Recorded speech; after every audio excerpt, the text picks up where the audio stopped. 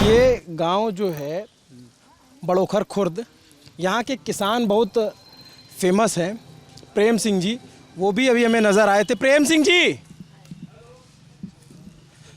तो इन्होंने ऑर्गेनिक खेती की और उससे जो है इन्होंने ऐसी फसलें पैदा की जो मील का पत्थर साबित हुई।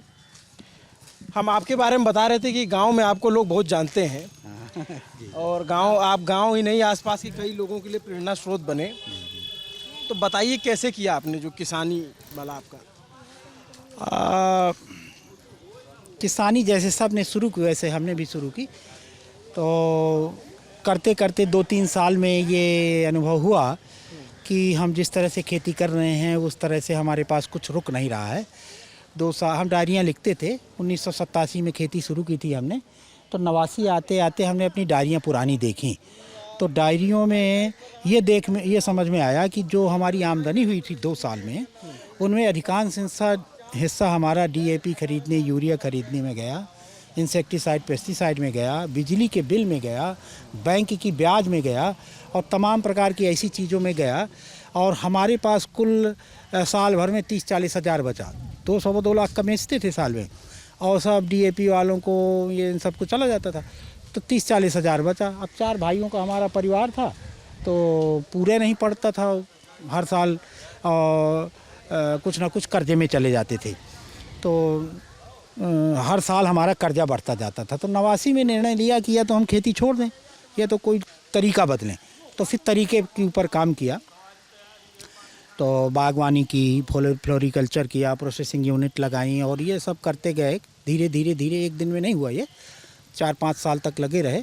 1992 और 95 तक आते आते हम इस स्थिति में आ गए कि जो हमारे घर के खर्चे भी चलने लगे और खेती की लागत भी निकलने लगी, कुछ बचत भी होने लगी और तब से वो लगातार चला आ रहा है। तो आप यूरिया और इधर के कोई खाद का इस्तेमाल नहीं करते? कोई भी नहीं। हम अपनी ना खाद का इस्तेमाल करते हैं ना बीज का करते हैं।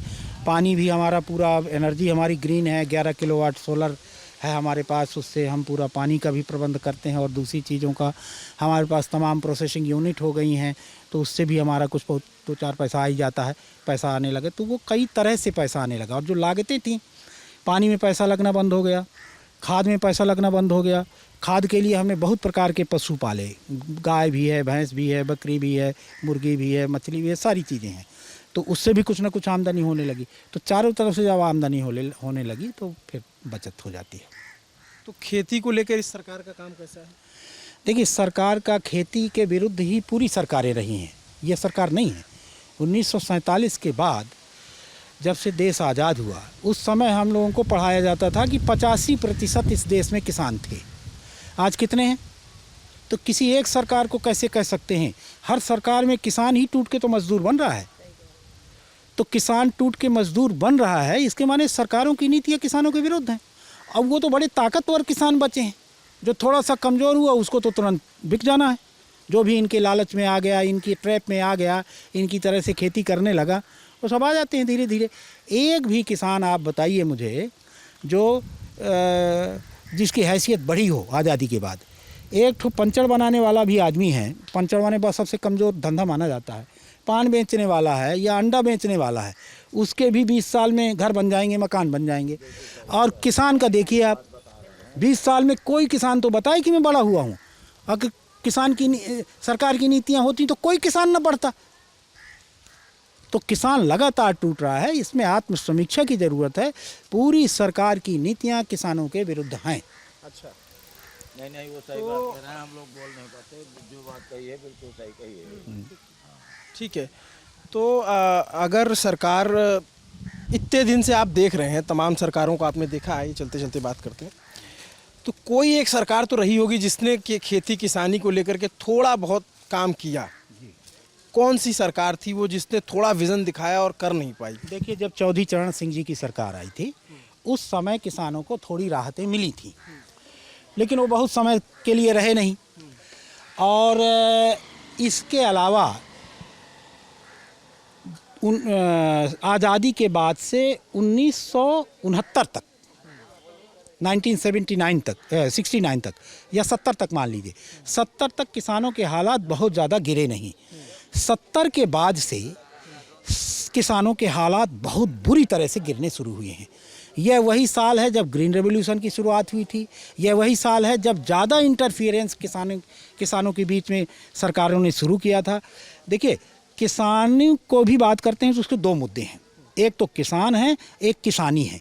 तो 1970 तक किसानी में कोई इंटरफियरेंस ज़्यादा नहीं था कि कैसे जोतें, कैसे बोएं, कैसे काटें, ठीक है ना। ट्रैक्टर का इंट्रोड्यूस किया था उस समय भी। देखिए, राम मनोहर लोहिया जी ने संसद में ज़बरदस्त विरोध किया था कि हमारे देश में की जनसंख्या और हमारे देश के जो बैल हैं, गोवंश है, उसको देखते हुए थोड़ा दूसरे प्रकार के ट्रैक्टरों की या दूसरे प्रकार के इंस्ट्रूमेंट्स के बढ़ावा देने की ज़रूरत है। लेकिन वो सरकारें ले आईं, वो भर तो आ गए थे। लेकिन बाकी किसानी में क्या बो, कैसे बो, कितना बो, ये सब नहीं हुआ था। इसका बढ़ावा हुआ है 70 से। और जितना जितना सरकार ने इंटरफियर किया है किसानी में, उतना उतना किसान बेकार हो गया है, बर्बाद हो गया है।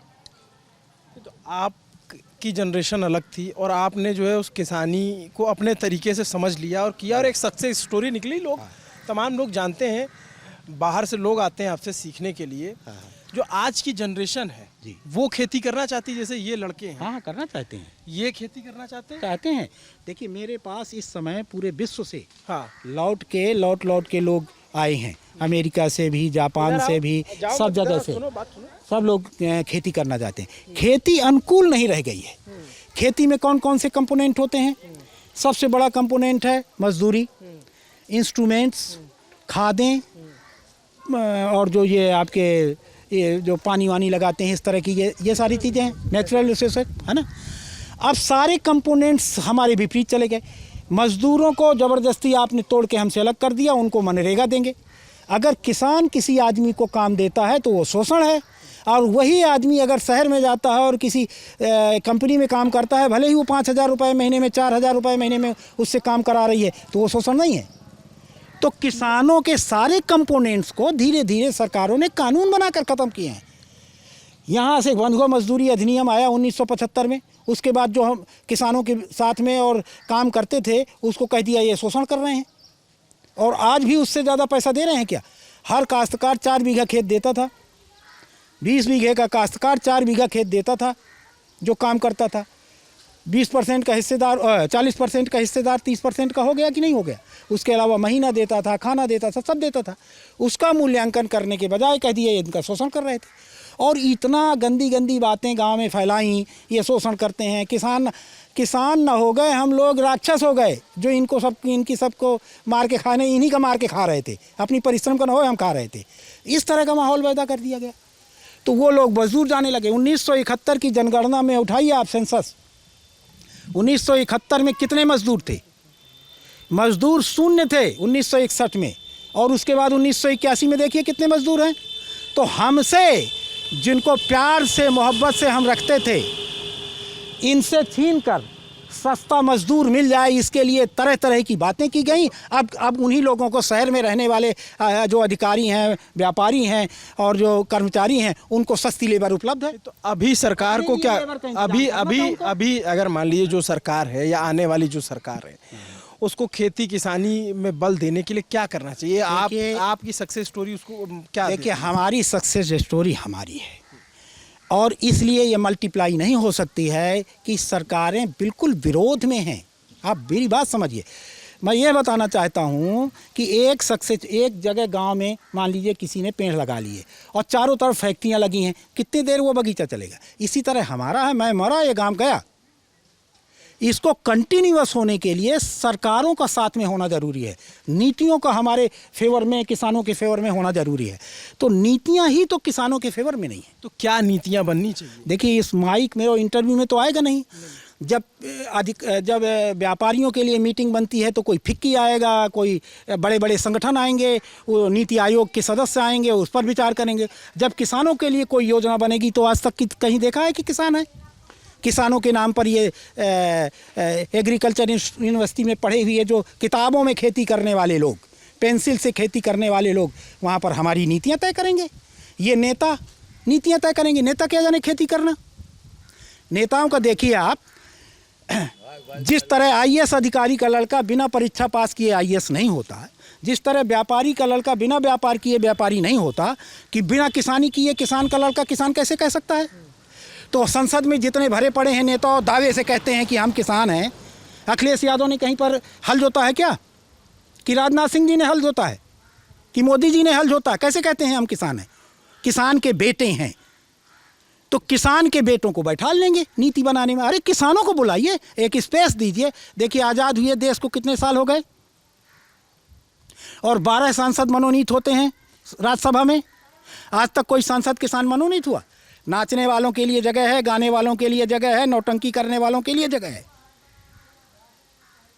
आज तक इस देश में ऐसा किसान नहीं हुआ है जो संसद में बैठ के अपनी नीतियां बना सके। विधान परिषद होते हैं, ग्रेजुएट्स के प्रतिनिधि होते हैं, एमएलसी होते हैं। क्या जरूरत है अब ग्रेजुएट्स के एमएलसी की? रेड इंडियंस का एक एमएलसी होता है अभी भी, क्यों जरूरत है उसकी? किसान के एमएलसी क्यों नहीं हो सकते हैं? जिस देश की संता किसान परिभाषित ही नहीं है।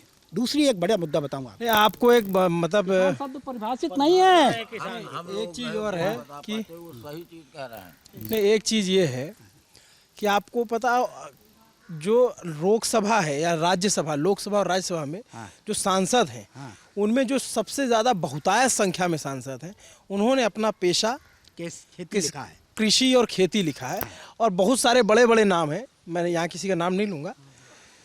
तो आप वो भी अपने आप को किसान कहते हैं। यही तो विडंबना है। हम कह रहे हैं किसान शब्द को संविधान में परिभाषित कर दीजिए तो पता चल जाएगा किसान में कितने सांसद बैठे हैं। किसी 1796 में एक कानून बना था, उसका नाम है परमानेंट सेटलमेंट एक्ट। उसके पहले इस देश में कोई ज़मीनें व्यक्तिगत होती ही नहीं थी। तो जिसके नाम अब ज़मीन हो गई वही किसान मान लिए गए। 1796 माने आज़ादी के कितने साल पहले? बहुत साल पहले अंग्रेज़ों का बनाया कानून था, उसका नाम है परमानेंट सेटलमेंट। आज भी वो परमानेंट सेटलमेंट एक्ट लागू है। उस कानून में जितने भूस्वामी थे सारे किसान मान लिए जाते हैं। तो आपसे ही मैं प्रश्न पूछता हूँ या मान लिए विधायकों से इनसे पूछता हूँ कि क्या किसान ज़मीन का मालिक होना किसान होना है? तो परिभाषा निश्चित कर दीजिए। उस परिभाषा के तहत जो किसान है, तो मैं दावे के साथ कहता हूँ इस देश में 40% किसान ऐसे हैं जिनके ज़मीन नहीं है, ज़्यादा है और इससे ज़्यादा भी हो सकता है, लेकिन वो किसान हैं तो उनको किसान का दर्जा दीजिए। और इस साल इस देश में 40% ऐसे किसान हैं जो बिल्कुल किसान नहीं है, केवल उनके ज़मीन नाम है, तो उनको किसान खाते से तो अलग कर दीजिए। उनको किसान खाते से अलग कर दीजिए तो समझ में आ जाएगा कि कौन किसान है कौन किसान नहीं। तो ये पीड़ा है भाई। तो इसलिए मेरा मॉडल सफल है। मॉडल इसलिए सफल है कि मैं इन सब चीज़ों को से बच के रहता हूँ और आप ज़बरदस्ती मुझको ले आए देखिए पॉलिटिक्स में। नहीं, लेकिन आपने बहुत अच्छे से समझाया बहुत। लेकिन एक समस्या ये भी है कि अभी जैसे ये एक नौजवान हमारे साथ खड़े हैं, इनसे अगर हम पूछा जाए कि आप खेती करेंगे या आपको जो है अगर शहर में जैसे बांदा या बुंदेलखंड में पलायन बड़ी समस्या है, लोग यहाँ से पलायित होते हैं, और इनसे अगर पूछा जाए कि आपको खेती करने का विकल्प है और आपको जो है शहर में इस कंपनी में 25,000 रुपये 30,000 रुपये महीने का विकल्प है, तो उसमें ज़्यादातर जो नौजवान होते हैं वो कहेंगे नहीं हम वो नौकरी करेंगे। सही कह रहा हूँ मैं? एक तो ये देखिए समझिए, पलायन परिणाम है, समस्या नहीं है। किस चीज़ का परिणाम है? यहाँ पर खेती करने योग्य परिस्थितियाँ ही नहीं बची हैं। जो खेती करेगा उसकी शादी नहीं होगी, जो उसके घर में लड़कियाँ ही नहीं देने के लिए लोग आएंगे। ऐसा पूरा वातावरण बना है, तो को अपने बच्चे को बिना ब्याह रखना चाहेगा भाई? ना तो उसका सामाजिक सम्मान है, ना उसमें वो है संरक्षण है, सरकार में संरक्षण है। तो आप लोग भी तो कहीं ना कहीं से किसान परिवार से होंगे। इस वजह से कि वहाँ पर माता पिता ने देखा कि भाई हमारा तो मान ही नहीं रह गया। उन्हीं चीज़ों को तो मैं आपसे बताना चाहता हूँ, आपके माध्यम से अगर ये बात पहुँच सके तो इस पर गंभीर रूप से बताया जाए। हम तो सब किसान ही बनना चाहते हैं, लेकिन कैसे बने बताइए? शादी नहीं होगी। सभा में बैठ जाते हैं तो अभी मैं एक जगह देख रहा था कि किसी ने कहा कि तुम क्या करते हो, तो कहा कुछ नहीं, और कुरेदा तो फिर वो एक तो एक फिर पता चला वो किसान है, वो कह रहा है कुछ नहीं। तो किसानी माने कुछ नहीं हो गया है। तो वो अकेले किसान की वजह से। और आपके जो प्रश्न होते हैं ऐसे ही प्रश्न होते हैं जैसे हमारा सब कुछ छीन लिया और फिर हमसे कहते हैं कि यार तुम दरिद्रता में इतना क्यों रहना चाहते हो, देखो वहाँ पर वो ऐसे कपड़े पहनता है, देखो वहाँ पर वो, तुम क्यों नहीं ऐसे करते हो। अरे सब छीने लिया है, पलायन के लिए मजबूरी किया गया। पलायन परिणाम है, कारण नहीं है। कारणों को जानने की वही नहीं समझते हैं। और देखिए हम एक ट्रैप में फंसे हुए हैं। नेता हमारे, आप कहेंगे कि नेता तो हमारे बीच से जाते हैं, ठीक है ना, और वहाँ पर फंस किससे जाते हैं, ब्यूरोक्रेट्स, टेक्नोक्रेट्स। ये सारे ब्यूरोक्रेट्स और टेक्नोक्रेट्स वह पढ़ाई पढ़ के आते हैं जिस पढ़ाई में ही बताया जाता है। उस पढ़ाई के यदि मैं निचोड़ के रूप में कहूँ तो हमारे यहाँ एक कहावत है, 10 तक पढ़ा तो हरसेगा, 12 पढ़ा तो घर से गा, BA पढ़ा तो गांव से गया, MA पढ़ा तो देश से गया, और अगर PhD कर लिया तो मैं अकेले विद्वान, बाकी सब। ये शिक्षा का निचोड़ है। आप मुझे एक भी BA पास आदमी बताइए जो अपने संस्कृति और में उसके ऊपर गौरव कर पाता हो। क्योंकि वो जो पढ़ाई जा रही है वो अंग्रेज़ों के ज़माने में ज़्यादातर लिखी गई इतिहास है, जो हमें जाति के धर्म के आधार पर लड़ाई रखना चाहते हैं और हमारे ऊपर राज्य करना चाहते हैं। उस पढ़ाई को ही आप लोगों ने पढ़ा है। आपके प्रश्न ही इतने उथले और सुपरफिशियल हैं कि आपकी आत्मा से प्रश्न थोड़ी आ रहे हैं। आपके दिमाग में जो टीवी में किताबों में पढ़े हैं वही प्रश्न है। असली प्रश्न हमसे पूछिए ना, तो हम पूछे हैं इनसे कि हमारे देश में 85% किसान थे, बताओ 40 कैसे रह गए। मैं पूछता हूँ इस संसद से, मैं आपसे पूछता हूँ। हमारे पुरखों ने पहली बार जब इलाहाबाद विश्वविद्यालय में इस गांव से एक आदमी को भेजा गया था, पाल जी का मर गए वो, सियाराम पाल को, पूरे गांव में गाजे बाजे के साथ भेजा गया था चाचा। हर घर में टीका हुआ था, 1-1 रुपया दिया गया था। तब छोटी सड़क थी, तो सरपंच साहब थे उस समय, तो उन्होंने यहाँ पर बैठाला था। इतने सम्मान के साथ ने हम अपने बच्चों को पढ़ने के लिए भेजा, और वहाँ से क्या पढ़ के आ गए। आज तक इस गांव में बताइए पाल जी का क्या योगदान हुआ। जितने लोग पढ़ के आए हैं वो रहे तक नहीं यहाँ, बताइए। शिक्षा तो ज़रूरी है ना। शिक्षा, ये शिक्षा है, ये आप देशद्रोही बनाती है, समाजद्रोही बनवाती है, परिवारद्रोही बनाती है। ये शिक्षा है, अपनी संस्कृति की द्रोही बनाती है। आपको पता है कि होली क्यों मनाते हैं? आपको पता है कि ये हलछट क्यों मनाती हैं औरतें? एक लाइन पता है आपको, ये बैकवर्ड हैं। आपको अपनी संस्कृति के ऊपर गर्व करना सिखाती हैं। आप सब के सब देशद्रोही हो जाते हैं, समाजद्रोही हो जाते हैं, और उसी ट्रैप में चले जाते हैं जिसकी वजह से हमारे ये हालात हो रहे हैं। तो क्या पढ़ना नहीं चाहिए लोगों को? पढ़ना चाहिए, तो हम अपना कंटेंट बनाइए ना। आपको जरूरी है कि वही कंटेंट बनाना है। अपने कंटेंट पढ़ाइए, उसमें बताइए, जैसे कक्षा 5 तक के बच्चों को बताइए कि अपने गांव का भूगोल पढ़ाइए उसको। कक्षा 8 तक का तुम्हारे गांव में कितनी नदियां हैं, कितना तालाब है, कितने पेड़ हैं, कितने वृक्ष हैं, कितने पौधे हैं। आज कक्षा 8 का लड़का है, चीन में क्या होता है, जापान में होता है, क्या होता है, तुम उनका, हमारे यहाँ के, आपसे मैं पूछूं अपने देश के बारे में कुछ जानते हैं आप? 90% विदेशियों के बारे में जानते हैं आप। ब्रिटेन में ये होता है, वहाँ ये खाया जाता है, वहाँ ये पिया जाता है। आपको पता है अपने बारे में? ये शिक्षा, देखिए ये शिक्षा का क्यों आविष्कार हुआ था। मैकाले का पूरा दस्तावेज रखा हुआ है। बार बार ये क्यों हम बताएं इस चीज़ को? अब इतनी जिम्मेदार सरकारें यदि बैठी हैं, उनको ये सब देखना चाहिए कि क्यों हमारे देश का दिमाग बदल जाता है पढ़ने के बाद। क्यों हम अपने ही माताओं पिताओं को, अपने ही भाइयों को बैकवर्ड मानने लगते हैं। एक भी नौकरी करने वाला, कितने IAS अधिकारी अपने गांव में लौट के आए हैं? सर्वे कराइए ज़रा। और ये काला धन विदेश में ढूंढते हैं IAS अधिकारी, IPS अधिकारियों और SDM, और इनके यहाँ सर्वे करवा लीजिए, पूरा काला धन निकल आएगा। लेखपाल का भी आप देख लीजिए, सेक्रेटरी के मकान देख लीजिए, उनके मूल्यांकन करवा लीजिए, उनकी आमदनी से कितना ज़्यादा है। एक मकान, इनको पता नहीं है क्या? सब पता है। देखिए अब सरकारें सब जानबूझ रहे हैं, तो जो लोग बात प्यार करते हैं तो कह देंगे ये तो बड़ा विरोधी स्वभाव का है, तो हमसे आप ये सब बकवाई ले रहे हैं। तो जो थोड़ा बहुत IAS अधिकारी अभी सपोर्ट कर देते हैं वो भी नहीं करेंगे। अरे आपके यहाँ का पानी बागी कहा जाता है। देखिए, बागी शब्द बुरा शब्द नहीं है। बागी शब्द है वर्तमान व्यवस्था से बगावत करना, माने इसको सुधारने के लिए करते हैं। और ये सही बात है आपकी कि हमारे ज़िले में और यहाँ से लेकर चंबल में जितने डकैत हुए हैं ये व्यक्तिगत कारणों से कभी नहीं हुए हैं। किसी की तहसीलदार ने ज़मीन उसको उसके दे दी, अब वो तेल लगाने जा रहा है तहसीलदार के, और वो कानून ही ऐसा सरकार ने बना रखा है कि तहसीलदार के भी बस में नहीं है। वो आपस में लड़ाने के लिए ही सारे कानून बने हैं, वो लड़ गए आपस में। जब पूरा निपट गया तब बेचारों को पता चला हम तो चूक गए यार, इसका दोषी और वो बड़ा दोषी है, तब तक उसको बदनाम कर लिया। तो ये अंग्रेज़ों के ज़माने में जब 1857 में बहुत पीटे गए थे और 60,000 के आसपास अंग्रेज़ों को मार डाला था हमारे किसानों ने, किसान भाइयों ने, तब से उन लोगों ने विशद सर्वे करवाया था और ये सर्वे करवा कर देखा था कि किन किन कारणों से क्रांति हुई और किन किन लोगों ने मारा। तो कारणों में गए तो पता चला ये संगठित हैं, इनके माने जो मौलिक कारण निकला तो 1840 में हमारे इलाके में, 1796 में तो बंगाल में लागू हुआ था, 1840 के कानून की वजह से इसकी ज़मीन उसको, उसकी ज़मीन उसको ऐसे दे देते थे। जो 3 साल की बाकी दे देता था उसकी ज़मीन उठा के उसके नाम कर देते थे। तो पहले तो किसान आपस में लड़े, कुछ दिन के बाद पता चला यार ये ज़मीनें नाम कर देते हैं, ये तो हम आपस में बेकार लड़ रहे हैं, इसके जो जिम्मेदार अंग्रेज़ हैं।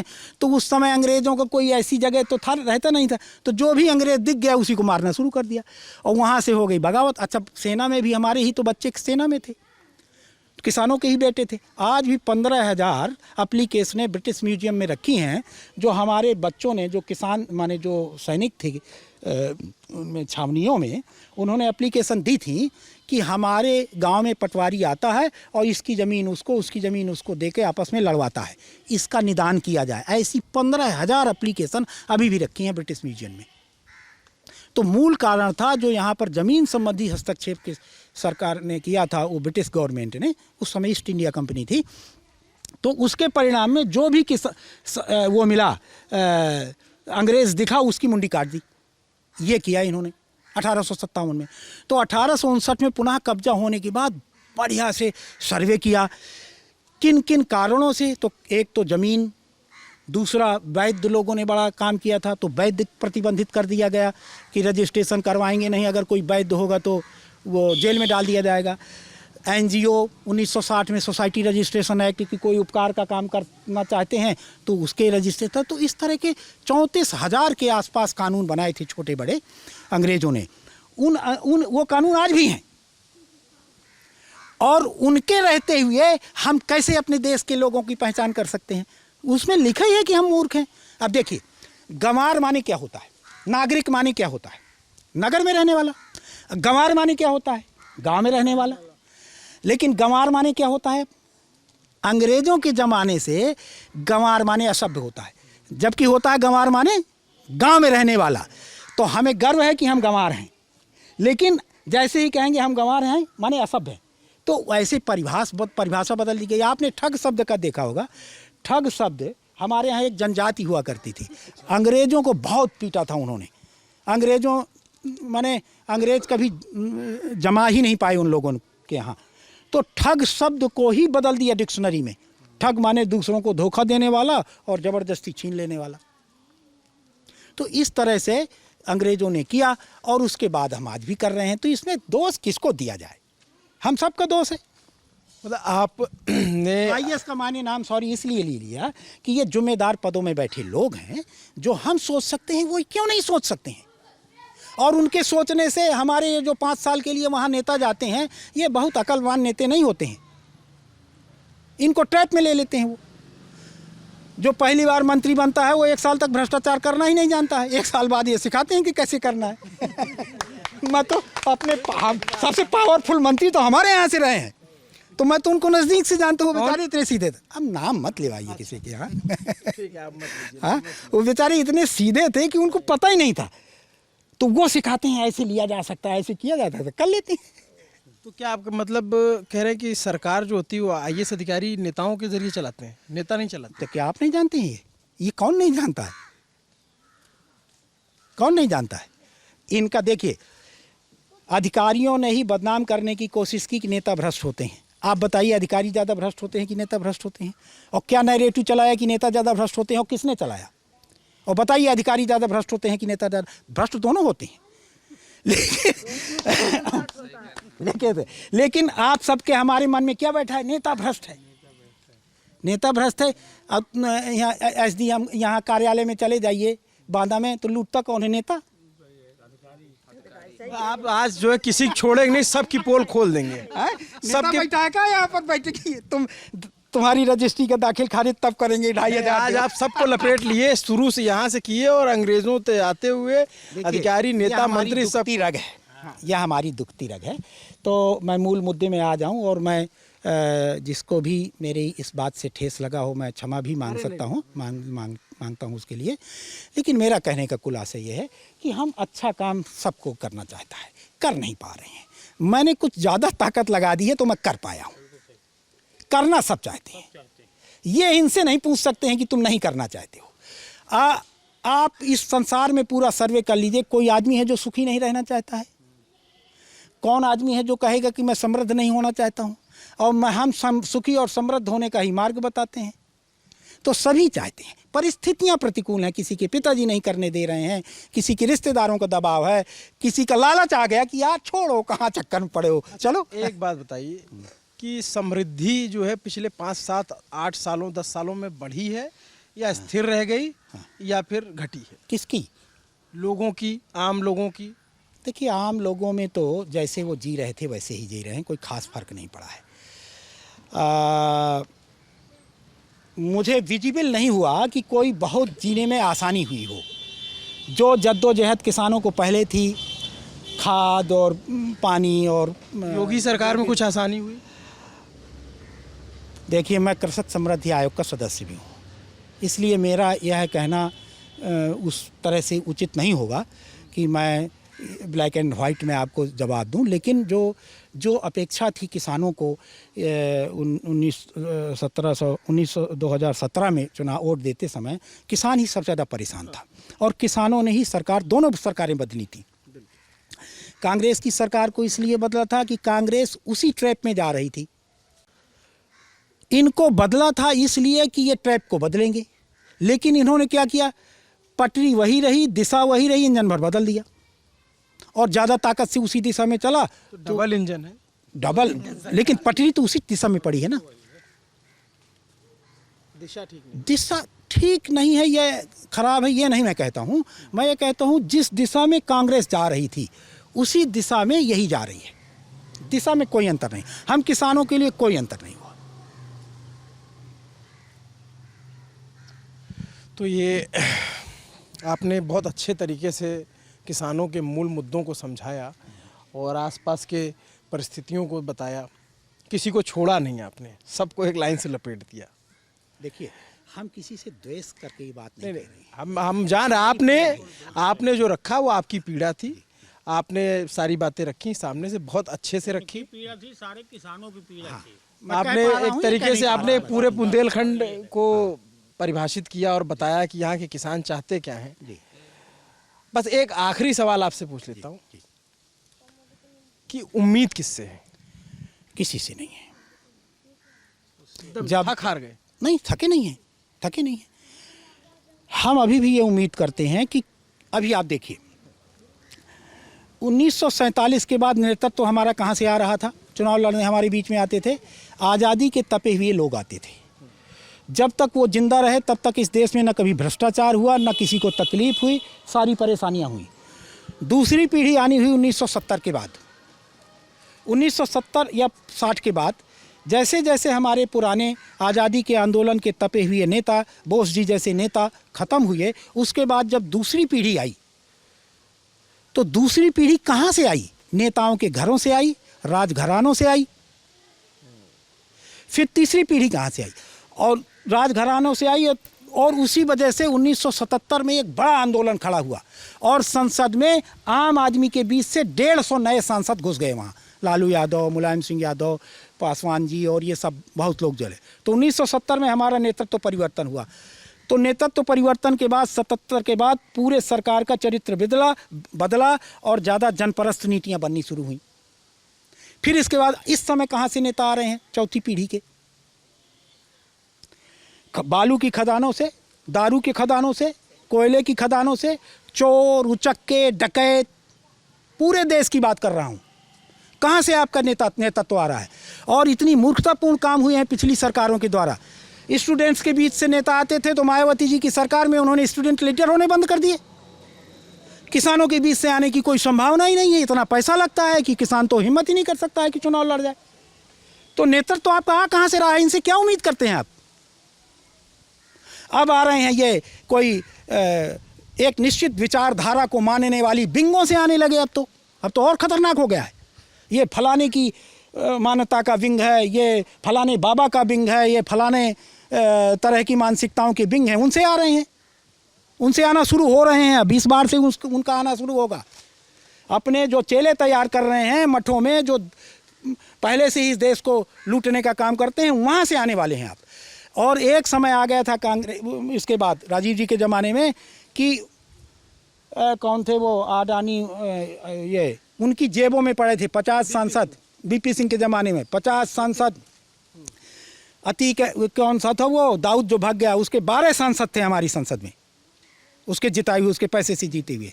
40-50 सांसद का पेमेंट किया था इसने, जो ये मर गया धीरू भाई अंबानी के लौंडों ने किया था, या अनिल ने किया था, या मुकेश ने, मुझे याद नहीं है। और हमारे स्वयं के यहाँ का जो विधायक लड़ रहे थे, उनके यहाँ आया था उस समय पैसा 5 लाख रुपया, मुझे पता है वो। तो ये पैसा पेमेंट करते थे। अति गंभीर आरोप लगा रहा हूँ, जांच करवा लें।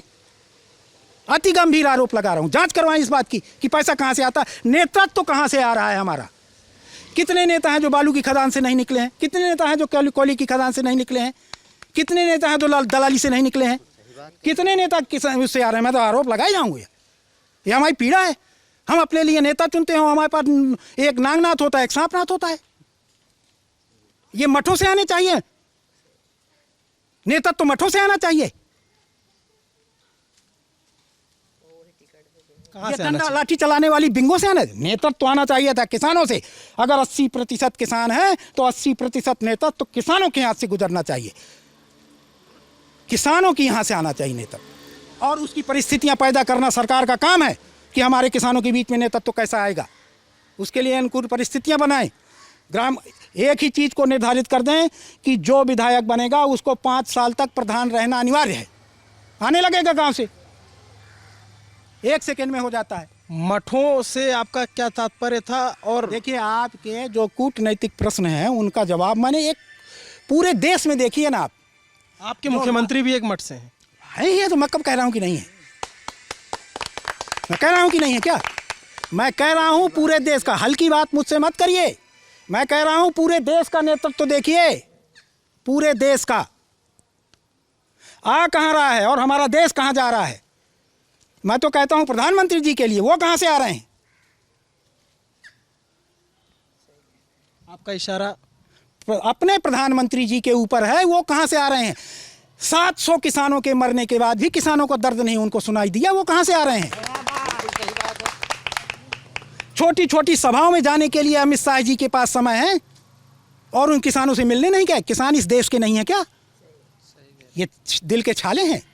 किसानों को उस वक्त क्या क्या कहा गया था देख लीजिए, आप ही देख लीजिए। खालिस्तानी, कब्रिस्तानी, फलाने तानी, ये सब झेला है भाई।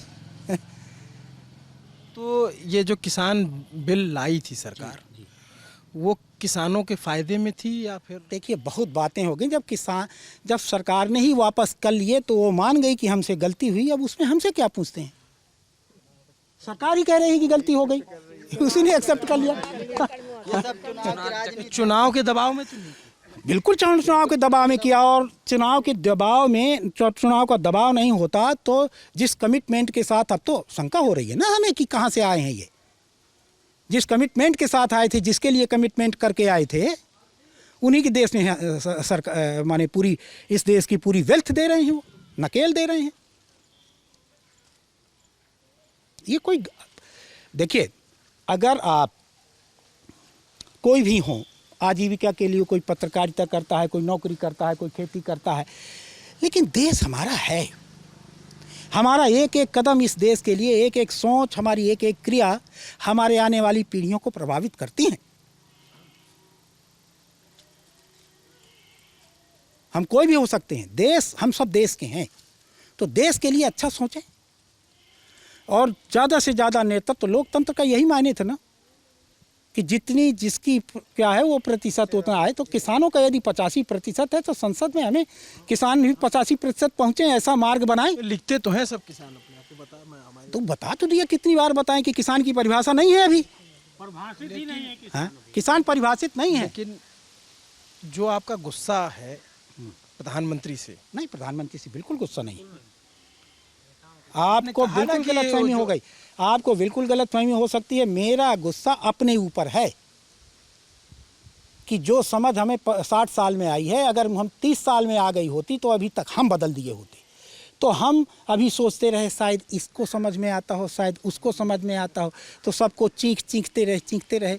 अंत में वही, जैसे हमारे यहाँ एक कहावत है कि अब नहीं, यहाँ कह नहीं सकते। साल हो गए। हाँ, चीखते अब बिल्कुल ये हो गए हैं। हम सब नागरिकों को कहते हैं कि जिसके हिस्से में जितना भारत है उसको सजाओ संवारो, न किसी नौकरी की आशा करो और न कहीं जाओ। नौकरी करने में तो अपनी पूरी चेतना को गिरवी रख देंगे तो अपने लिए तो कुछ कर ही नहीं पाते हैं। जब रिटायर होंगे तब अपने लिए करने आएंगे। तो हम जिसको गरीब कहते हैं, हम गरीब नहीं अपने आप को मानते हैं। हमारा घुटना फटा है लेकिन हम अपने को गरीब नहीं मानते हैं। आप तुलनात्मक गरीबी हमारे ऊपर लाद देते हैं, ये गरीब आदमी है, वो गरीब। अरे हमारे यहाँ तो गांधी भी आज स्वेच्छा से गरीब था। वो हमारे जूते कपड़े देख के आप गरीब कहते हो हमें। ये सब बंद होना चाहिए। मूल्यांकन उसके द्वारा किए गए राष्ट्र कार्यों को के आधार पर मूल्यांकन हो। जैसे पेड़ लगाना यदि राष्ट्रीय कार्य है, कार्बन एमिशन घटाता है, फलोत्पादन बढ़ाता है, तो किसानों ने कितना फल लगाया है, बाग लगाया है, इस आधार पर उनका मूल्यांकन कर दीजिए। आपको पता चल जाएगा अच्छा आदमी कौन है, बुरा आदमी कौन है। अभी जो हमारा मूल्यांकन का तरीका है कि पैसा कितना है, हम मूल्यांकन करते हैं वो पैसा खर्चा कहाँ से करता हो, आता कहाँ से है। यदि वो देश को लूट के खर्चा करता है तो वो भला आदमी है क्या? लेकिन हमारे किसान तो अपना खून पसीना बहा के कुछ कमाते हैं, कुछ करते हैं, ये ज़्यादा महान है।